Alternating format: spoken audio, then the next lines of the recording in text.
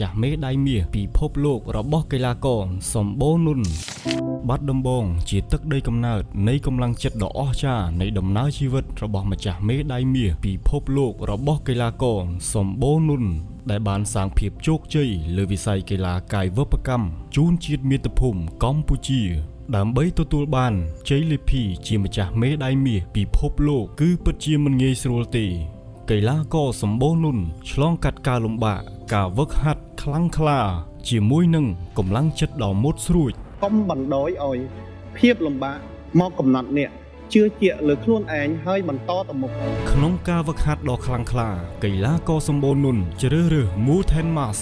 ដើម្បីឡើងគីឡូនិងមានថាមពលដែលជំនួយដ៏សំខាន់សម្រាប់ការវឹកហាត់ឲ្យកាន់តែមានប្រសិទ្ធភាពខ្ពស់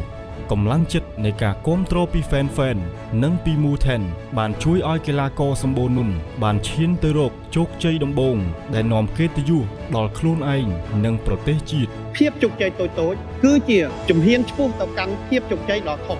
Amfit Shop សូមលើកទឹកចិត្តឲ្យអ្នកមានកម្លាំងចិត្តដោយកីឡាករសម្បូរនុនស្វែងរកផលិតផល Mountain ដើម្បីគាំទ្ររាល់គោលដៅរបស់អ្នកនៅថ្ងៃនេះចូលកុំចុះចាញ់ភាពជោគជ័យតែងតែរងចាំអ្នកដែលតស៊ូដល់ទីបញ្ចប់